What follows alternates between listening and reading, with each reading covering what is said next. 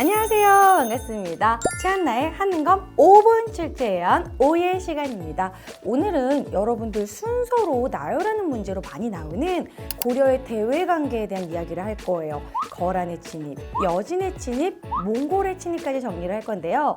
일단 먼저 거란은 고려 초부터 사이가 좋지 않았습니다. 왜냐? 거란은 발해를 멸망시킨 나라잖아요. 그런데 국호를 고려로 정하면서 고려가 결국 고구려란 뜻이거든요. 고려는 고구려랑 형제의 나라예요. 그런데 고구려의 뒤를 이은 발해를 거란이 멸망시켰으니 태조왕건이 거란은 짐승의 나라다. 막 상종을 하면 안 된다. 이런 식으로 훈요십조에 써놨어요. 그래도 거란은 고려랑 잘 지내보려고 낙타를 50마리나 보냈습니다. 그 낙타를 만복위에다 묶여가지고 말려 죽였어요. 이 정도로 나 니네 싫어 이런 식으로 하니까 당연히 거란이 쳐들어오게 되는 거죠. 그래서 결국 우리도 거란을 대비하는 거란 대비부대 광군을 만들게 됩니다. 광군은 정종 때 만들게 돼요. 자, 거란의 1차 침입은 고려 성종 때 있었습니다.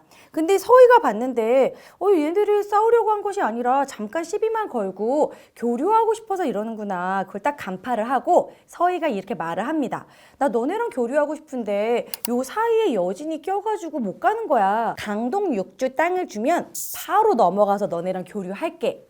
그래서 거란이 강동 6주 땅을 우리에게 주고 오히려 땅도 얻고 전쟁도 하지 않고 진정한 외교를 하게 됩니다. 이것이 서희의 외교 담판. 1차 침입은 서희의 외교 담판 강동 6주. 이거 꼭 기억해 주시고요. 자, 그리고 나서 2차 침입이 있는데요. 2차 침입은 큰 사건이 하나 일어났습니다. 바로 강조의 정변이라는 것인데요. 목종의 어머니였던 천추태후가 자기의 그런 사촌이었던 김치양과 불륜 관계를 맺는데 그 사이에서 이제 사생아가 나왔는데 그 아이를 왕위에 올리려고 했어요. 자, 이런 일이 벌어졌기 때문에 결국 강조가 정변을 일으키고 목종을 폐위하고 현종을 올립니다.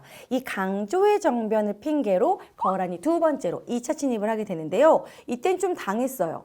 개경이 함락되고 현종이 나주까지 피란을 가게 됩니다. 자, 그리고 양규가 이 거란의 퇴각로 쪽을 쳐가지고 퇴각도 아예 못하게. 그러다가 이제 결국에는 퇴각로가 막힐까봐 거란이 이제 돌아가게 되죠. 그래서 이 2차 침입은 강조의 정변이 원인이다. 그리고 양규가 격파했다. 이걸 기억해 주시면 되고요. 자, 3차 침입은 너무너무 유명한 강감찬의 귀주대첩이죠. 소배합이 쳐들어왔을 때 강감찬 장군이 귀주에서 크게 이겼다. 자, 그럼 결국에는 1차, 2차, 3차 막아낸 거예요. 그리고 나서는 개성에다가는 나성을 쌓고 압록강부터 동해 도련포까지 쭉 연결된 천리장성을 쌓습니다. 다음으로는 여진의 침입이 있는데요. 자, 여진도 우리랑 그렇게 사이가 좋지는 않았습니다. 북방민족인데요. 보통 북방민족들은 말을 잘 타죠. 자, 그래서 윤관이 건의를 합니다. 우리가 자꾸 지는 건 기병이 없어서 그렇다. 기병 중심의 여진 대비 부대를 만들어야 된다. 그것이 바로 별무반입니다. 별무반은 숙종 때 만들게 되는데요. 기병으로 되어 있는 신기병, 그리고 걸어다니는 신보병, 그리고 항마군이 있습니다. 항마군은 무엇이냐면 승병이에요. 승병은 불심으로 항마력으로 이긴다. 그래서 항마군입니다. 자, 이렇게 세 개의 군대로 되어 있는 이제 별무반을 만들게 됩니다. 자, 그리고 나서 윤관이 별무반을 이끌고 여진과 싸우게 되는데요. 그건 예종 때예요. 예종 때 별무반을 이끌고 가서 동북 구성을 축조를 합니다. 그러니까 여진을 몰아내고 그곳에다가 9개의 성을 쌓은 거죠. 그런데 이 동북 구성의 위치는 대략 두만강 일대로 보고 있어요. 그러니까 이제 고려에서 좀 떨어진 곳인 거죠. 그래서 우리가 좀 방비도 못하고 그리고 여진이 간청을 해서 1년 만에 돌려주게 됩니다. 근데 왜 이런 분위기가 나타났느냐? 이 시기에 집권자가 이자겸이었어요. 이 여진은 점점 세력이 커져서 금이라는 나라를 세우게 된 거죠. 자, 그러니까 여진이 강성해져서 굳이 싸우기 싫은 거야. 왜냐면 이자겸은 최고 집권자고 돈도 많고 부와 권력을 갖고 있는데 전쟁을 일으키면 그걸 다 잃게 되니까 결국 북진 정책이 좌절되고 금과 사대를 하게 됩니다. 이러한 불만, 금하고 싸우고 싶다. 왜 북진 정책이 좌절되느냐? 이러면서 나중에 묘청 서경천도 운동이 일어나는 원인이 됩니다. 이번에는 몽골의 침입인데요. 몽골의 침입이 있기 전에는 무신정변이라는 사건이 있었습니다. 점점점 문벌 귀족의 폐단이 나타나고 이 문무차별이 너무 심했어요. 그러니까 어떤 식이었냐면 왕이 문신들과 함께 막 2박 3일 막 정자에서 술 마시고 놀 때 무신들은 계속 보초만 서는 거예요. 월급도 밀리고 막 사람 대우를 안 해준 거야. 대표적인 사건이 하나 터집니다. 바로 의종이 보연원 놀이를 가게 되는데 이게 뭐냐면 보연원이라는 이러한 누각에서 이제 술 마시고 노는 거예요. 아 너무 심심하다. 오병 수바키 시합을 해보자. 이 수바키라는 건 무엇이냐면 맞짱 게임이에요. 그냥 싸우는 겁니다. 싸움 구경이 제일 재밌잖아요. 수박을 이제 하게 되는데 이때 새파란 젊은 문신인 할례가 나이가 지긋지든 이소홍하고 이제 싸우게 되는 거죠. 그러니까 이소홍은 어차피 내가 나이도 많고 내가 이길 건데 대충 하자. 이게 사람들 앞에서 뭐 하는 거냐 이러면서 대충 싸우고 할례가 제대로 싸우라고 뺨을 때린 거예요. 근데 이소홍이 딱 넘어지면서 돌계단에 머리를 찌게 되고 무신들이 와 우리한테는 되게 나이 많은 무장이고 선배인데 그런 대우를 받으니까 열이 받은 거죠. 정중부가 이따가 내가 신호 주면 싹 죽여. 그래서 결국 문신들을 싹 제거하고 의종을 쫓아내고 무신들이 정권을 잡게 됩니다. 이 사건이 바로 무신정변이죠. 자, 무신정변은 이렇게 이방, 정중부, 경대승, 이민, 최충원, 최우, 최양, 최희 이런 식으로 쭉 이어지게 됩니다. 이 시기에 바로 최우 때 몽골이 쳐들어오게 되는데요. 몽골하고는 왜 사이가 나빠졌냐면 처음엔 나쁘지 않았는데 몽골이 점점점 우리한테 무리한 조공을 요구를 하는 거예요. 그렇게 무리한 조공을 요구하던 저고여가 갑자기 의문의 죽음을 맞이하게 됩니다. 그래서 이거는 사실 역사적 미스테리예요. 정말 우리가 죽였느냐 아니면 몽골이 쳐들어오기 위해서 죽였느냐 아무도 몰라. 그러니까 몽골 입장에서는 야 니네 조공을 안 준다고 이게 사신까지 죽이면 어떡해? 이러면서 쳐들어온 게 몽골의 1차 침입입니다. 자, 연도는 1, 2, 3, 1인데요. 1차니까 1로 끝나요. 자, 어쨌든 1차 침입을 하게 되고 우리가 알았어 조공 바칠게 라고 했는데 역시나 너무나 무리한 요구를 하니까 안 되겠다. 항전을 하겠다. 그래서 최후가 강화천도를 하게 되고 그리고 나서 이제 2차 침입이 되는 거죠. 자, 몽골의 1차 침입에서는 우리가 뭐를 기억해 주시면 되냐면 박서의 귀주성 전투입니다. 이 박서인데요. 왠지 복서를 생각하면서 박서가 항전했다 이런 느낌으로 1차는 귀주성 전투, 박서의 항전 기억해 주시고요.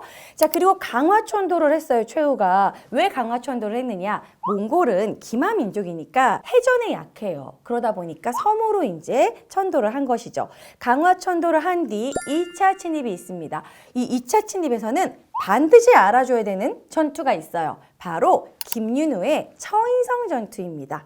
김윤우는 승병이었는데도 불구하고 아주 잘 싸웠는데요. 이때 몽골의 적장이었던 살리타를 화살을 쏴서 뭐 눈을 맞췄다 이런 이야기가 있습니다. 자, 김윤우의 처인성 전투가 2차고요. 3차 때는 경주 쪽까지 내려와서 황룡사 구축 목탑이 또 소실되게 되죠. 이 이후에도 계속해서 쳐들어왔고 결국 강화도에서 이 무신 정권이 또 무너지게 되면서 원종 때 개경환도를 결심하게 됩니다. 결국 몽골에 우리가 항복을 하게 된 것이죠. 근데 개경환도를 할 때 안 된다. 우리는 끝까지 몽골하고 싸우겠다라고 결사항전을 한 삼별초 또 기억해 주셔야죠. 삼별초는 강화도에서 진도에서 제주도로 옮겨가면서 끝까지 항전하다가 이 제주도에서 결국 항파두리 그 지역에서 결국 진압을 당하게 됩니다. 자, 그러면서 몽골이 여기 너무 풀도 많고 말 키우기 좋겠는데? 그래서 제주도에다가 탐라 총관부를 설치하게 되고 그때부터 제주도에서 말을 키우게 된 거예요. 몽골이 원을 세우게 되고 원간섭기로 넘어가게 됩니다. 이렇게 고려는 외부 침략이 많았습니다. 거란의 침입, 여진의 침입, 몽골의 침입, 거기다가 나중에는 뭐 홍건적과 왜구까지. 자, 이런 식으로 외부 침략과 관련된 부분은 순서 문제가 정말 잘 나오니까요. 여러분들 꼼꼼하게 1차, 2차, 3차 뭐 이런 식으로 정리해 주시고 실제로 어떤 식으로 문제가 나오는지 풀어보도록 하겠습니다. 자, 최근 하는 건 문제인데요. 자, 14번 문제 보시면은 가하 시기에 있었던 사실로 사이 시기를 묻는다든지 순서를 나열한다든지 여기는 지금 사파와 함께 나왔는데요. 지금 보니까 이주정이 김치향과 결탁한 것 같소. 이때 천추태후와 불륜을 저질렀던 그 오빠가 김치향이어서 이름도 김치양, 남자 이름이야. 그래서 이 김치양과 결탁하고 여기 보면 강조를 개경으로 불러서 강조가 나오잖아요. 강조의 정변을 얘기하고 있는 겁니다.